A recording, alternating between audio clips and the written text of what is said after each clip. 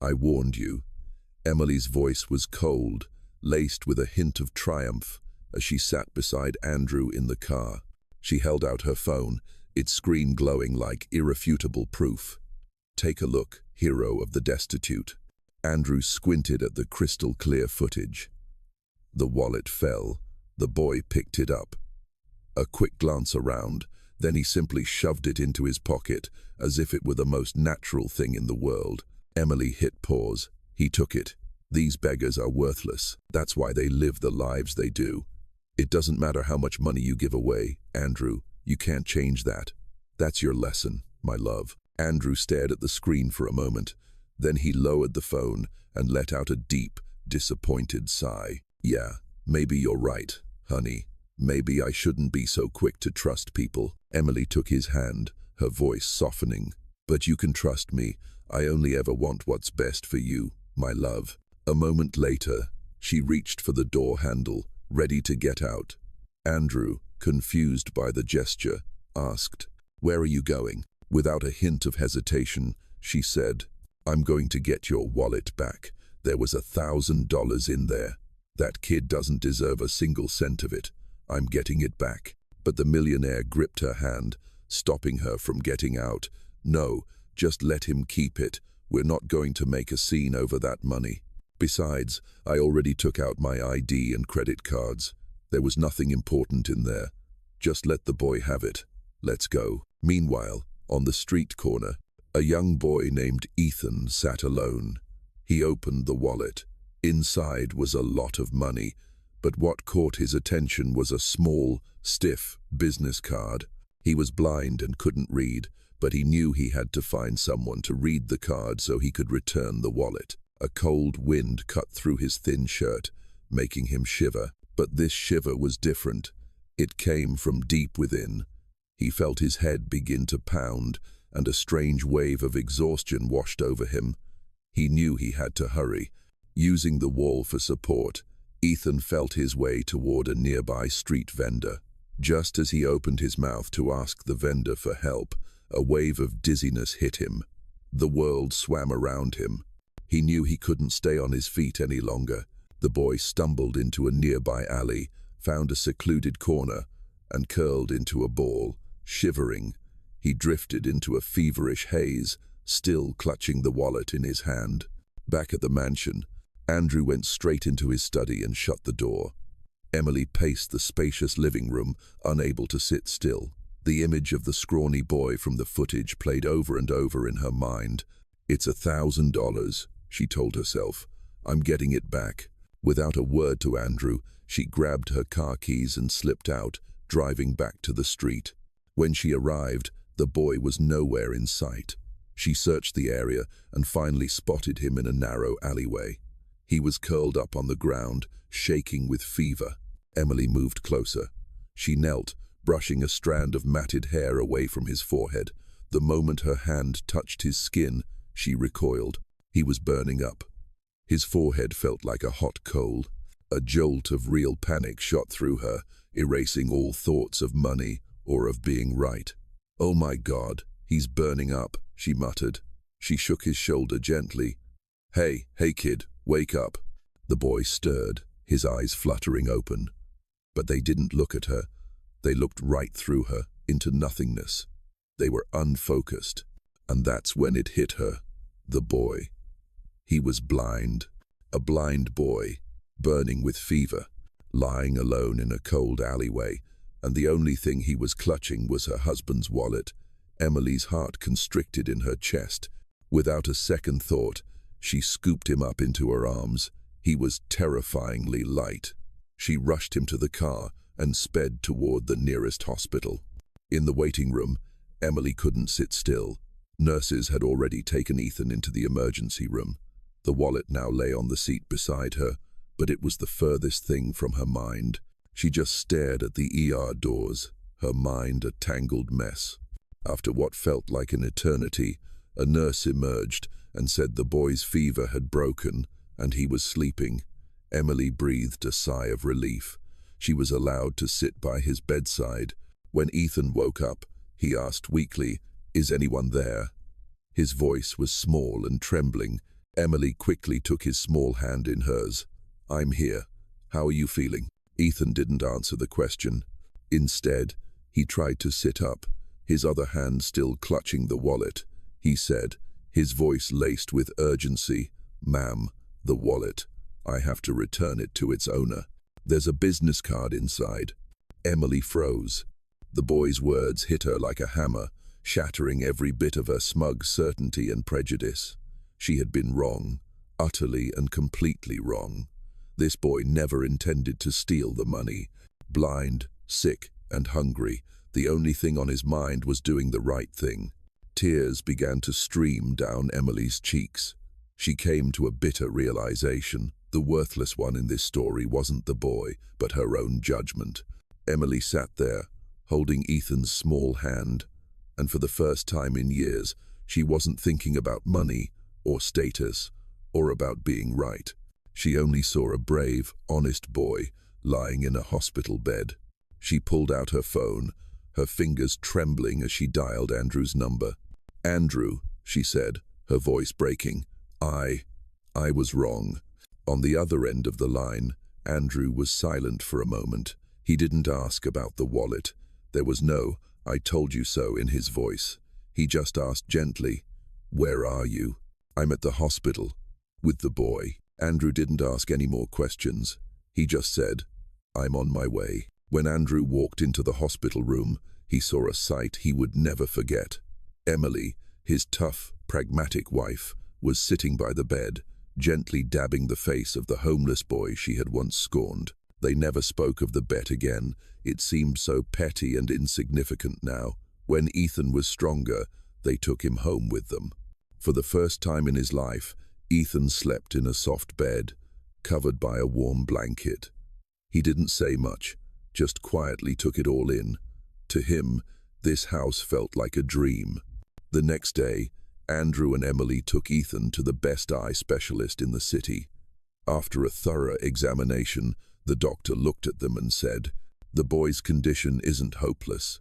He has congenital cataracts, which is like a cloudy film that has covered his eyes since birth." Emily held her breath. "So, is there anything we can do, doctor?" The doctor offered a kind smile. "Yes, of course. The good news is that we can perform a surgery to remove them. He'll have the chance to see the world." Andrew and Emily looked at each other, their eyes welling with tears, but this time they were tears of joy and hope. Looking at Ethan, sitting quietly in his chair, completely unaware of the wonderful news, they knew they wanted to do more than just pay for his surgery.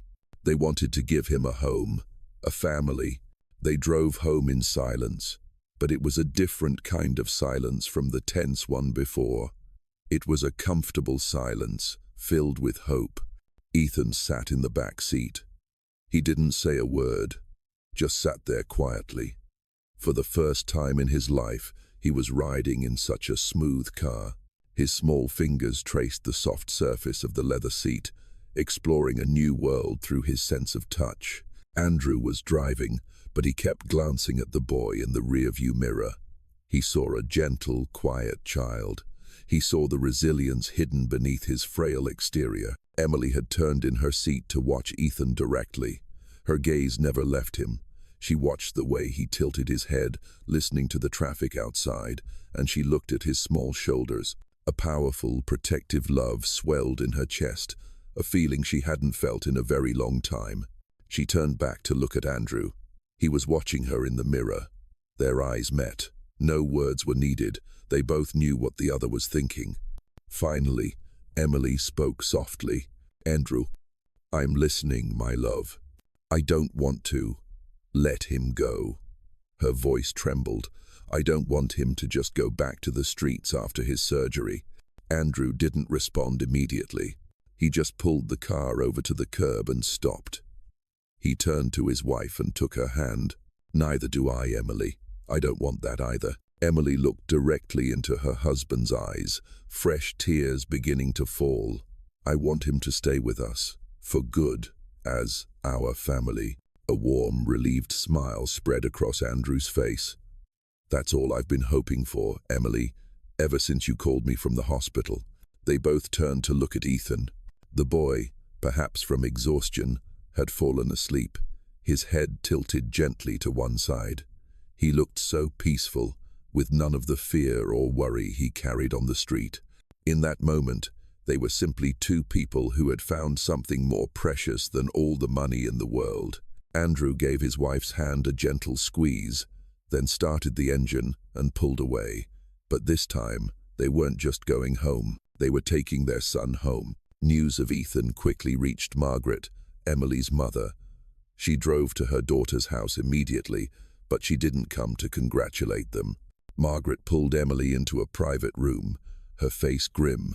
"Have you lost your mind, Emily?" she said, her voice sharp as ice. "Adopting a blind beggar boy. You're ruining your life." Emily replied calmly, "His name is Ethan, Mother, and we love him. He's going to be our son." Margaret scoffed. "Your son? Have you forgotten? Andrew never wanted children. All these years, he's the one who didn't want to be tied down. He just feels sorry for the boy now. He'll get tired of him soon enough." She took Emily's hands. "Listen to me. Leave Andrew. You deserve a better man. Someone who actually wants to give you a family." But this was a different Emily. She pulled her hands away. "No, Mother. You're wrong about Andrew, and you're wrong about Ethan. I'm not going anywhere. This is my family." With that, Emily walked out of the room, leaving Margaret alone with her fury. Unable to convince her daughter, Margaret decided to take matters into her own hands.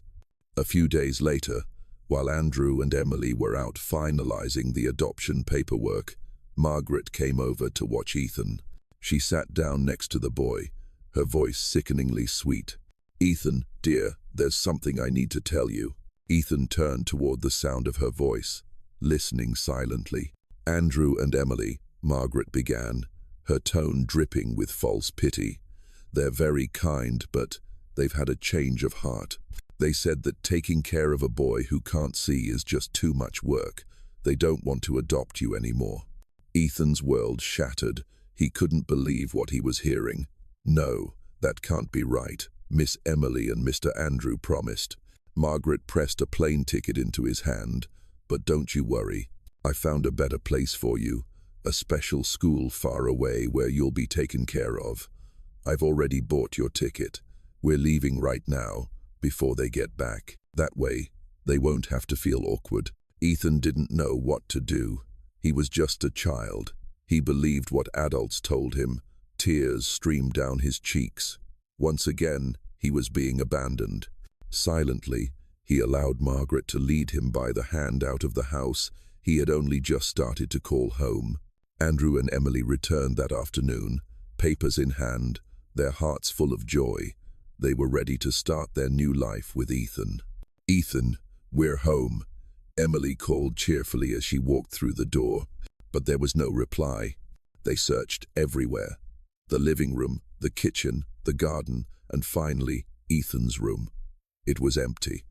The bed was neatly made, but the boy was gone. Panic began to set in for Emily. "Where is he, Andrew? Where's Ethan?" Andrew tried to stay calm, but his own voice trembled. "Easy, honey. Maybe he's just hiding somewhere." But deep down, they both knew something was terribly wrong. Andrew rushed to the security room and pulled up the camera footage. They rewound the tape from earlier that day. They saw themselves leaving. Then they saw Margaret's car pull up, and then a horrifying scene unfolded. They saw Emily's mother talking to Ethan. They couldn't hear the words, but they saw the boy's heartbroken expression. Then they watched as she led him by the hand out the front door, a small backpack on his shoulders. Emily stared, stunned. She couldn't believe her eyes. Tears streamed down her face. How could she do this? How could she be so cruel? Andrew's hands clenched into fists, rage flashing across his face. She must have lied to him. The ticket, the airport. "We have to get to the airport now." They raced to the car, not wasting a second. The entire way, Emily wept while Andrew drove, a fire burning in his chest. At the airport, they split up to search. Through the bustling crowds, they yelled the boy's name. "Ethan! Ethan!" Finally, it was Emily who spotted him. Ethan was sitting alone on a bench near a departure gate, clutching his small backpack. He looked so small and lost amidst the chaos. They rushed toward him. "Ethan!" Andrew called out. The boy flinched, turning toward the sound of their voices. He recognized them. He stood up and took a step back, a look of both joy and fear on his face. Andrew knelt in front of Ethan, placing his hands gently on the boy's shoulders. "No, Ethan, it's not true. It was a lie. We need you. We love you so much." Andrew's voice choked with emotion. He looked directly into the boy's unseeing eyes and continued, this time revealing a secret he had kept locked away for a long time. "Years ago, I had a son. I wasn't careful, and he was taken from me. From that day on, a part of my heart just died." Tears began to stream down Andrew's face. "And when I met you, Ethan, I saw all the best parts of him in you. You are honest, you are kind, and you are so strong, no matter how hard life gets. You brought my heart back to life." Andrew pulled the boy into a hug. Will you come home with us?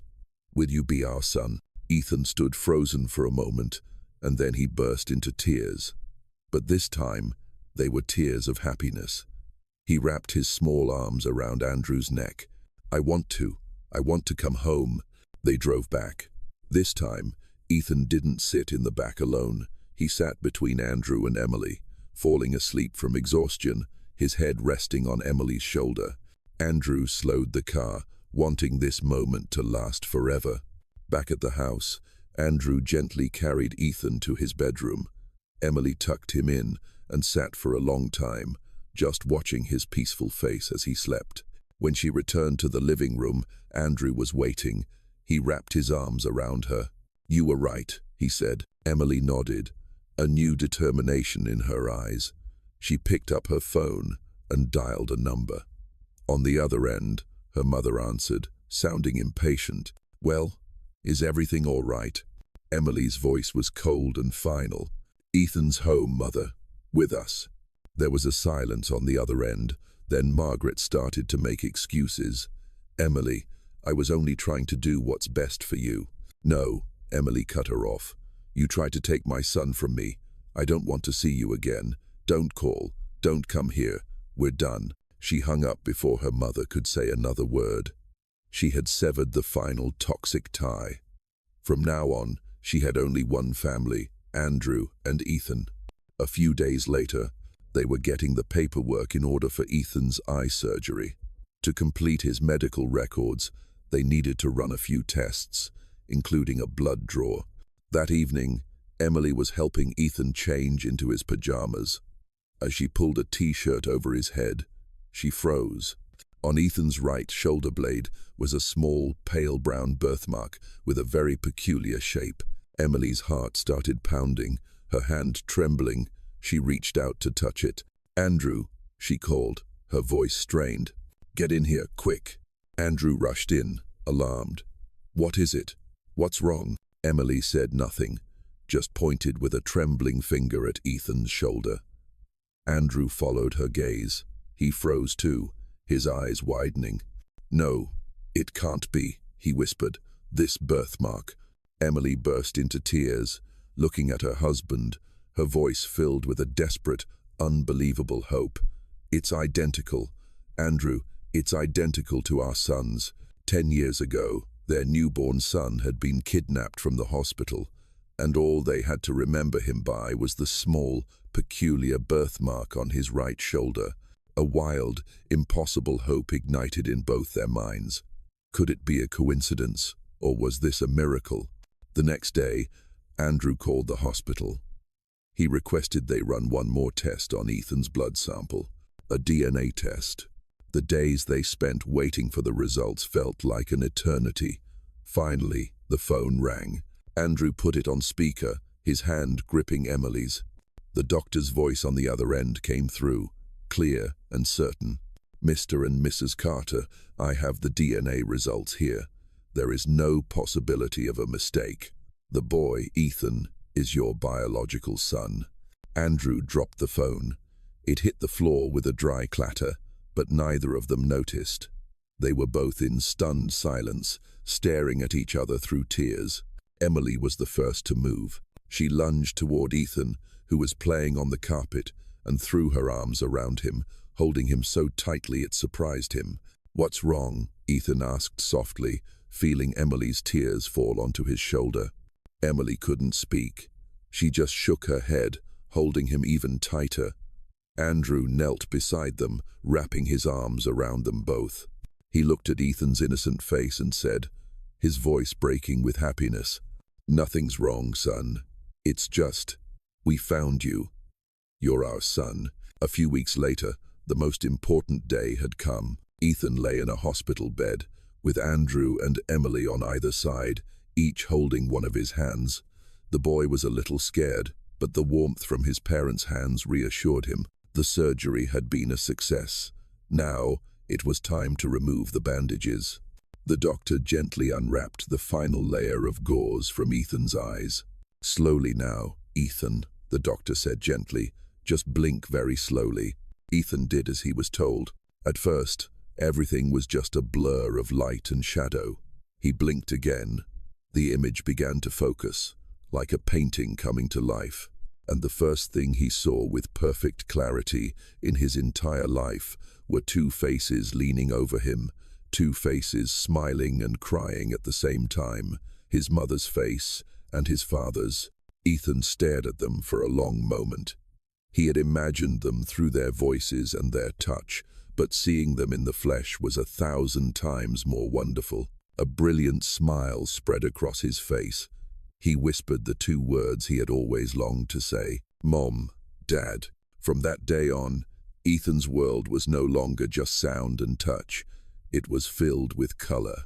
For the first time, he saw the green of the grass in the yard and the blue of the sky above. He stared in wonder at the illustrated pages of books, something he had previously only known through the raised dots of Braille. Their life was filled with laughter. The sound of Ethan's shouts of joy as he played tag with Andrew in the garden. The sound of Emily's happy laughter as she read him bedtime stories. The once thin and timid boy blossomed into a cheerful, confident child, surrounded by endless love. He went to school, made friends, and played just like any other kid. In the end, the wallet test hadn't just returned Andrew's $1,000. It had returned to them a fortune far greater, something more precious than all the wealth in the world. It had brought their lost son home.